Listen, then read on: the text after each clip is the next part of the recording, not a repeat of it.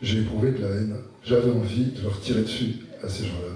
Je n'avais qu'une envie de leur tirer dessus. Nous sortions pour nous rendre à Hébron, ville qui est un pur cauchemar, une espèce de dystopie qui, si elle était vraiment racontée dans son détail, ferait horreur à tout le monde. Et puis on tombe sur un attroupement, des cris, un engin de travaux publics. On s'arrête bien sûr pour aller voir ce qui se passe. Et c'était l'armée israélienne qui était en train de détruire une maison de 3 étages. Mais ce qui était terrible, qui m'a littéralement pris à la gorge, et chaque fois que j'y pense, une espèce de serrement de cœur, cette énorme machine qui s'appelle le D9, le D9 comme on dit là-bas, qui est un caterpillar blindé, armé d'une mitrailleuse, avec une cabine entourée de grilles, des blindages partout, une énorme puissance. C'est un caterpillar qui fait la hauteur à peu près de ce cinéma. C'est littéralement un monstre qui fait des choses monstrueuses puisqu'il détruit la vie, enfin les conditions d'existence des Palestiniens. Et le D9, c'est peut-être l'objet le plus singulier qui existe ou qui singularise le plus exactement le sionisme en acte. La mise en œuvre pratique de ce sionisme, c'est-à-dire l'expulsion méthodique, elle s'incarne dans cette machine à produire des ruines, cette machine à détruire l'habitat,